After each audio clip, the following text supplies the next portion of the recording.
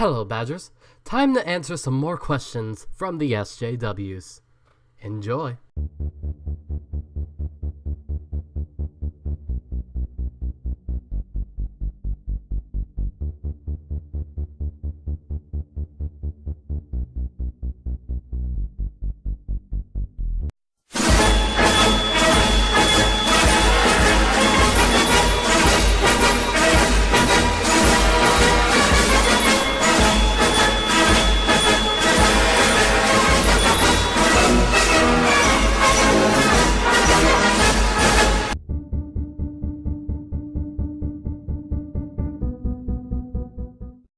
Are you able to understand the irony of responding to the perceived political correctness of the left with exasperated reactionary hypersensitivity of your own? Are you kidding me right now? I'm going to just go drink some bleach because of this. But to actually answer your question, the reason is comedy. I know I'm not much of a comedic person, but people do this stuff because of comedic reasons. So, yeah. That's kind of why people do that, so your move. What is it with you people and skulls? Is this a big problem that I'm missing, that every single anti-feminist YouTuber has a skull behind them? I mean, there's a skull in every video because, well, everyone has a skull. Except maybe Omegon. He is Cthulhu, so... How do you define right-wing? Anti-SJWs often have an aversion to being labelled as right-wing, yet they regularly defend the right and bash the left. Therefore, why is being labelled right-wing a bad thing to you? And if it's because right-wing is used as a pejorative, can you not see how labelling people as SJWs or regressives is also pejorative? I couldn't care less if someone labeled me right-wing.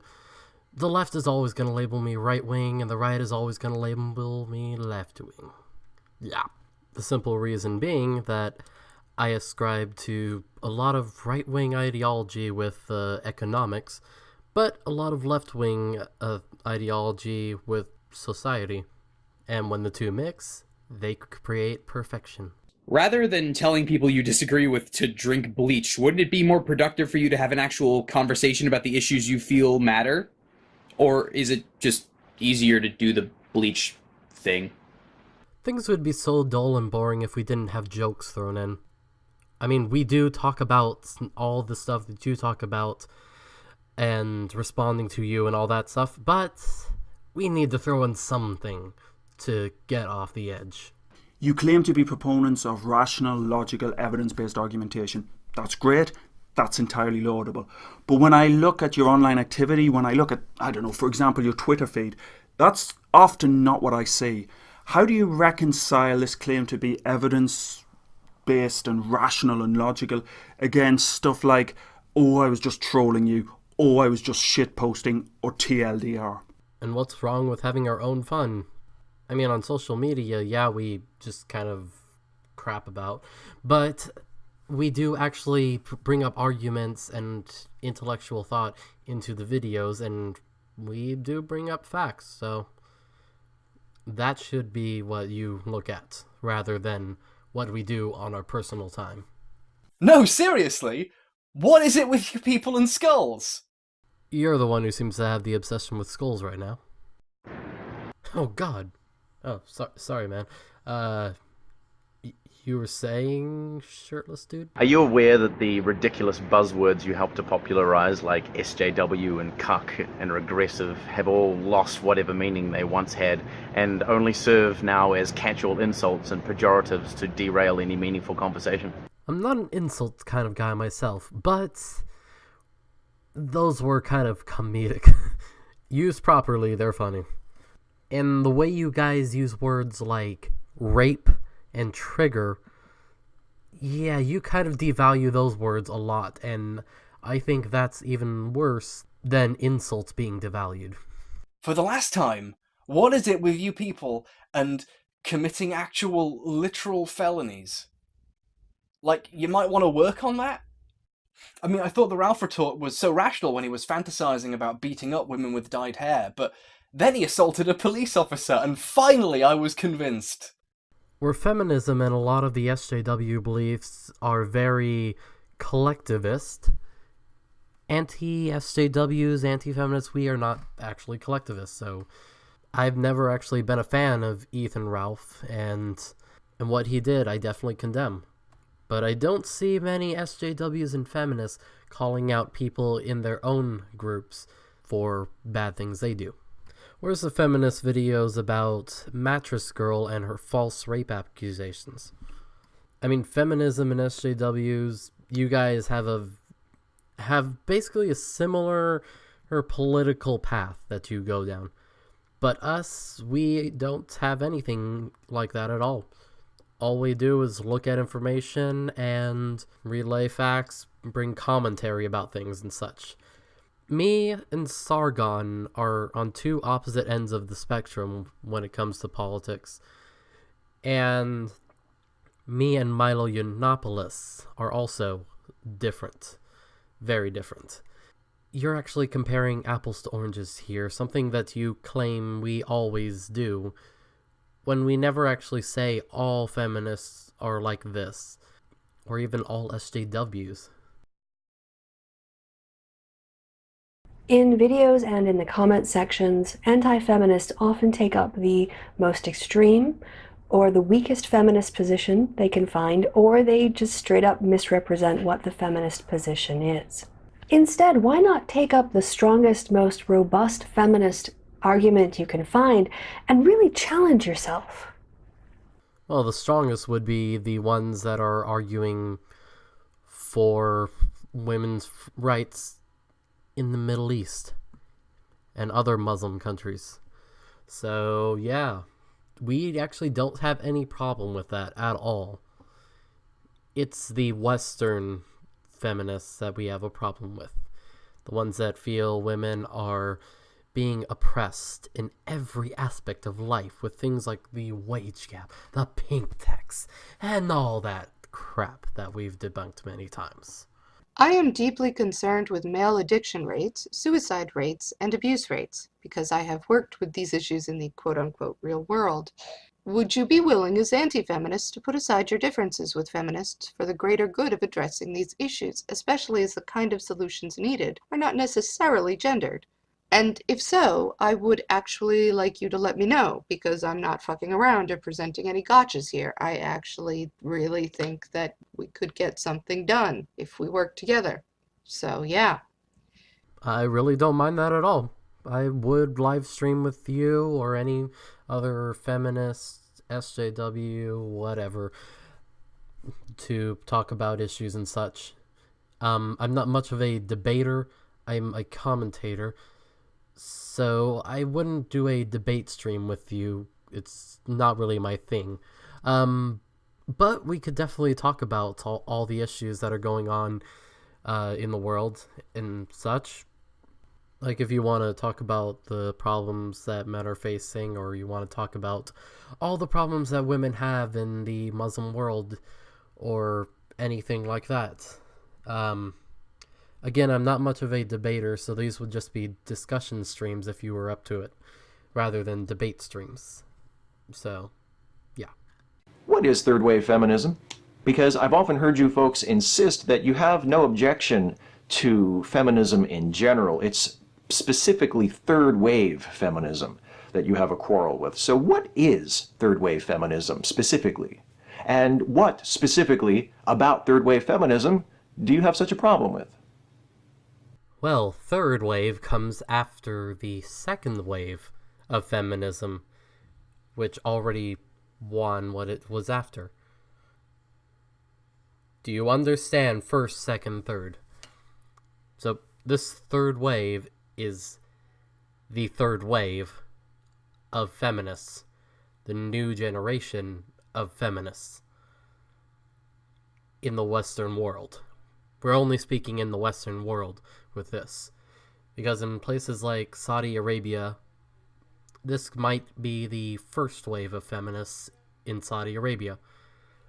And the problem that we specifically have about third wave feminism is the victimhood mentality that they continue to push, and all the misinformation that is coming out of it, such as the wage gap.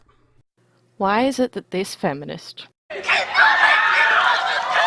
represents all feminists, but this men's rights activist doesn't represent all men's rights activists. Whoa, wait, sexism all of a sudden? Ladies and men are different? So we're supposed to punch men and not hit ladies and open doors for men, but not ladies? Fuck you, get out of my face, you tiny piece of shit. Okay, let's start from the top. 1, I'm not an MRA. And also, you don't know that he's an MRA. 2, Trigglypuff is just perfect. It's like every stereotype mashed into one. Chew on head, explain that better. You can... Actually, I'll just pull it up right here. Trigglypuff is like a meme come to life. She's like if anti-feminist got a machine, put all of the stereotypes about feminism into it, and then created a human. That is Trigglypuff. She's just precious. She's just too pure for this world. Why am I continually asked to answer for the views of feminists if I agree with feminism's overall aims, but don't agree much with those particular feminists? Does that mean that I can ask you to answer for anybody who labels themselves similarly to you, even if you don't agree much? Anyone that is asking that of you, definitely ask them that. Because you're all individuals, just like we are all individuals, even though feminism is a very collectivist ideology. We know that you guys have differences between each other, and you guys have your own disagreements within the movement. And yeah, you got a point here. The only questions that should be asked of you are of your views specifically, and maybe your thoughts on other feminist views, other SJWs views, but no one should ever put words into your mouth. If SJWs are bad because they spend too much time whining and don't talk about real problems, then why aren't you talking about those problems instead of just whining about the other people over and over and over for literally years? I mean, in the scale of priorities, that's like even lower, right? You know, you've got the real problems, you've got the things that feminists worry about, and then you've got you going, oh, how dare they? Just... how dare they have different priorities from me? Why can't they do what I do? Whine about whining. Forever. For a living. That's healthy. Well, I've seen Sargon of Akkad and Bering talk about that stuff quite a bit, so... what? I don't know. I mean, as a social commentator, I just don't go, what the heck? I actually delve into things and look up information so that I know all the facts behind all this and such.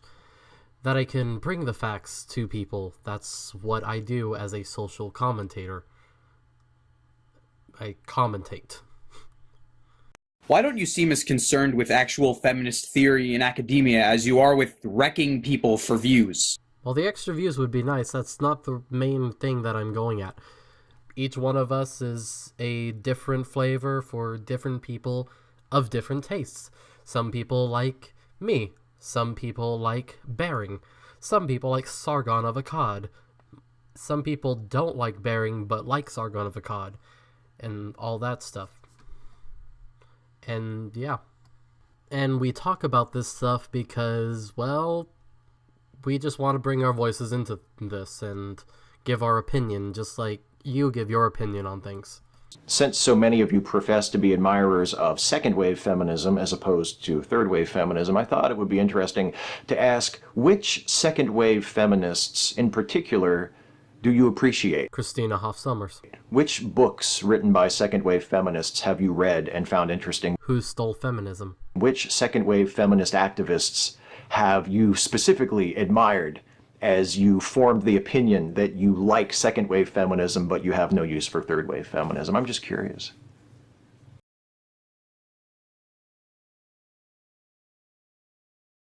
You do understand that reading the title of a book or an article or watching the first 15 seconds of a video is not going to give you a deep, nuanced understanding of what that book or article or video is about, right? That being said, how can you expect to understand or critique feminist sources if you don't even attempt to understand what they're trying to say? I agree with you. Anyone who doesn't go fully into a video or into an article or into a book or anything else should not be giving their opinion about it. Like, if they just look at it or skim over it quickly, they don't have a grasp of what is being said. That being said, I do watch the videos that I commentate on, and I do plan on doing stuff about some articles later. Why is trying and failing to debunk a study into sexual assault the #1 priority for a rational thinker now? Does it maybe say something about your priorities? Nah, it's fine, it's the feminazis, we have to stop them. They're taking away our video games. Look, Anita, I'm sorry, but I can't actually destroy video games. That doesn't make any sense. If you're specifically talking about Bering, he did bring in someone who is in the legal system and has actually gone over rape cases. Real rape cases, not the hypothetical one that was bollocks. One of the major arguments that I see in many of your videos is that it is possible to separate criticism of the religion of Islam from the actual Muslim people. And yet, this line seems to be crossed very often. I see things like raghead or camel fucker or other things like that in your comment sections. I see people taking very serious shots at Muslims in videos and hangouts, and they don't get called out. At least not that I can see. So my question is this: why should a person of conscience who is concerned about the Muslim people and their community not being harmed or mistreated, why should they believe that you're actually only attempting to look at the ideas and talk about the ideas if you ignore bigotry that's occurring right in front of you? And in that light, would you be willing to break bread and salt with moderate Muslim people on your videos, have hangouts, invite them to your channels, just in order to build some bridges there and to learn more about what they think and how they feel and what their experience has been, so that information and knowledge can be furthered? I kind of steer clear of the religious side of YouTube because that's a whole other crap show that I don't want to get into. But yeah, I would actually stream with Muslims if they wanted to, and the ideology I am actually very against, but I would actually call out people in my comment section if they were being like you had described. Of course, channels that are big, like Bering and Sargon of Akkad, that I keep using as an example, yeah, imagine trying to go through all your comments at every hour, every minute that one comes up. Yeah, that's going to take quite a while. Do you deny that systemic racism against black people is like a thing in general? If so, what? Okay, just step over, just cover your ears for a second and let the smart people talk. If not, why is it so much more important to you to demonize groups like Black Lives Matter than to actually use your platforms to discuss actual solutions to issues surrounding race and racism? How are we going to get rid of racism and stop talking about it? If you've ever discussed or done a video about black-on-black crime, when are you going to do a video about white-on-white crime and what we, as white people, can do to solve the problems in our community? If it was relevant to the video at hand, I definitely would talk about that. But even then, proportionally, it is much worse a problem in the black community. So... why is a literal teenager's different definition of racism from you so horrifying that you all have to go, No! No, we have to stop him! We've got to debunk him now! Ah! I call out the whole power plus privilege crap because that's what it is. I don't make a whole video about it or anything. I don't lose my head over it. It's just, it's crap. And whatever crackpot came up with that definition, they must not know the English language very well. Wherever did you get the idea that racism was a self-applied identity? And if the only true racists are the racists who self-identify as racists, how can we ever expect to make any social progress to reduce racism? Or did I just answer my own question? Not all racists identify as racist. but racism isn't as broad of a term as a lot of SJWs seem to think it is. Racism is simply discrimination based on race, especially as to feel that one race is inferior to another. Someone can hold these views and not see themselves as racist. One group that does a lot is the alt-right. You often say that you are for equality of opportunity, but if people of color, for instance, have to overcome barriers whites do not, such as discrimination and unequal treatment, as are well documented in various studies, then how can the current situation be thought of as equal opportunity in any real way? And why do you consider it racist to discuss these issues? There isn't a big problem of discrimination. There just isn't. And if there is someone that is discriminating because of your race, someone that's making it harder because of your race to get a job, such as an employer, then you can actually bring that employer to court. The law gives you a way to do that. And the only stuff that I've called racist from SJWs are people like Black Hitler, and the idea that whites are inherently racist. Do you understand basic English syntax? Like, if I say this cat is pretty, I don't mean that all other cats aren't pretty. Like, do you really not get why saying all lives matter in response to Black Lives Matter is not only racially insensitive, but just patently ridiculous? Black Lives Matter have demonstrated time and time again that they only care about black lives. How many riots have Black Lives Matter started because of unarmed white people being killed? How many of them took to the streets because of that? Probably a very small minority. Isn't it offensive to men to assume that a man could only ever want equality for women, and therefore be comfortable with feminism as a whole in order to get laid, and that reduces us to beasts? If that was the case, wouldn't I attempt to get laid from my views instead of not ever trying that? I have never said that about male feminists, and really, if anyone does, no.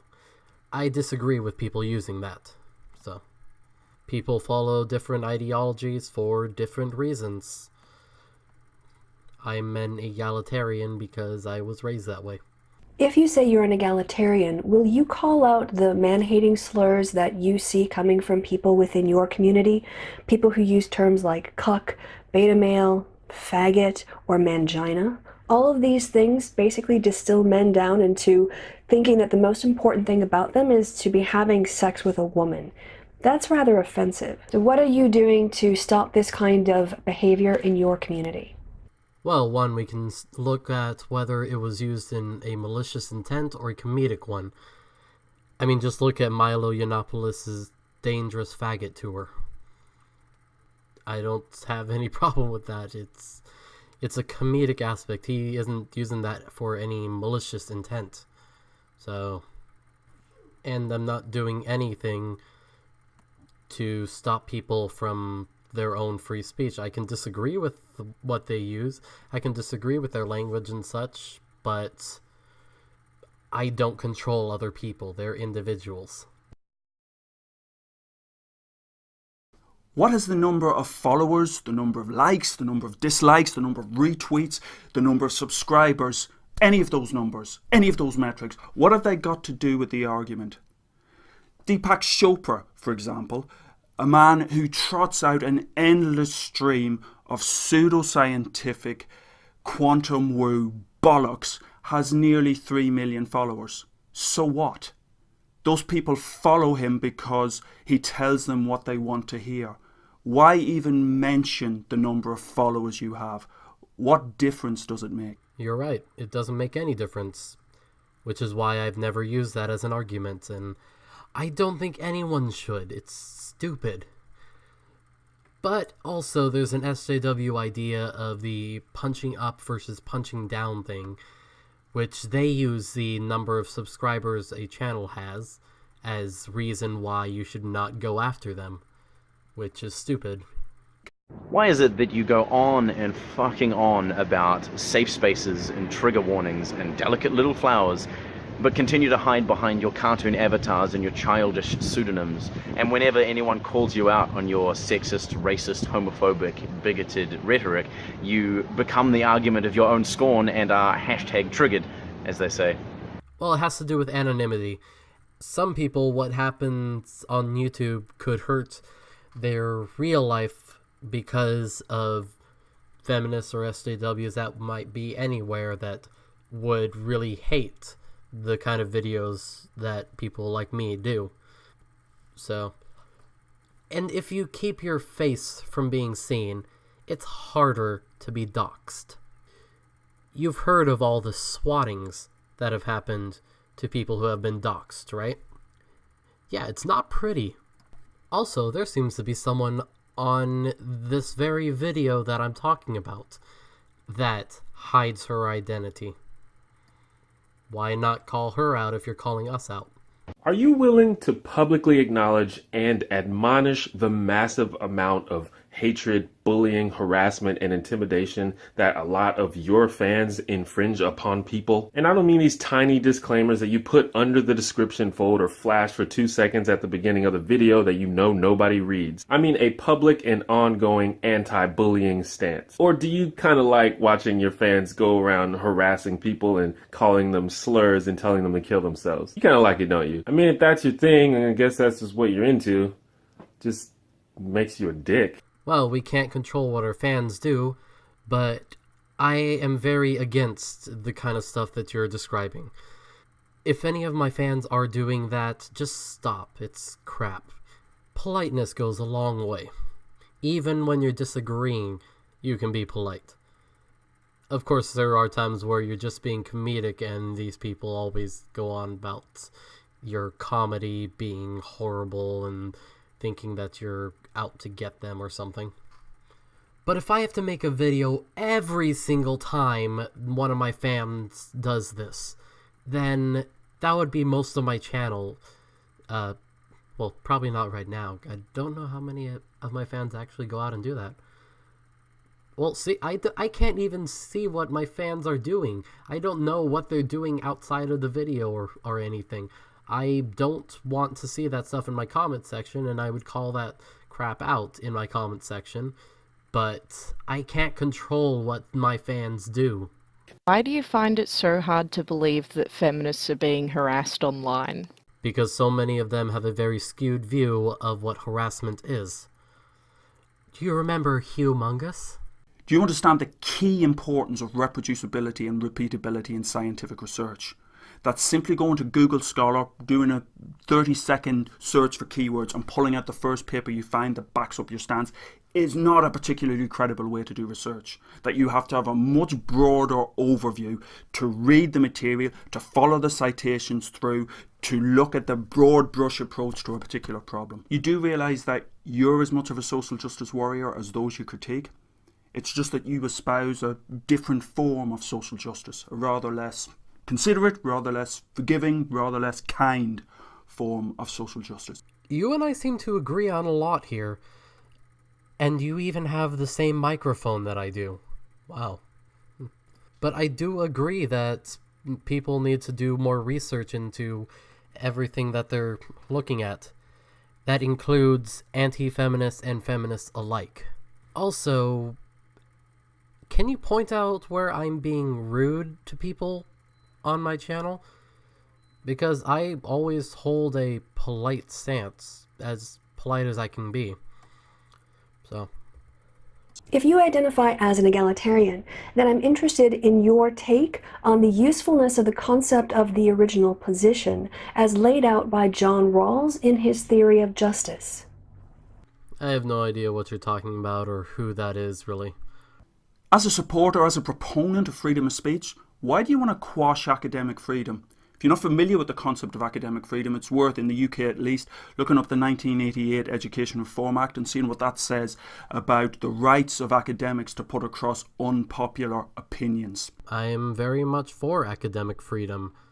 Just I don't believe that in the classroom teachers should hold a very strong stance on something controversial outside of academia, such as social justice, unless it's relevant to the discussion at hand. But I definitely have a problem if they don't let people challenge their ideas. Just because it's a student doesn't mean they don't have a right to challenge the idea of the teacher. Why are you so obsessed with Anita Sarkeesian? I'm not. I did one video about her, that's it. If I find something that I feel needs commentary, then I will do it. It's just Anita Sarkeesian brings stuff out very rarely, so it's spaced out enough that, yeah, can just go into that and look for it. I don't know if she's actually done a new video yet. I should check it out and see if she's added another into the women versus tropes thing. Do you really think you can spend your entire life in a perpetual state of emotional immaturity? Do you actually imagine that you will be able to perpetuate your adolescence for your entire Wait, didn't somebody else ask this one? Wait, I gotta... Ah, fuck. Ha. I do feel I have shown a good level of maturity throughout my videos, so just adding a few jokes here and there is all, but nothing that's actually immature. But this is the end of the video. I will leave a link to the original video below. Do not go and talk crap or anything like that. It's just, it doesn't add anything to the conversation. So there is my disclaimer. Like and subscribe, and I will see you later.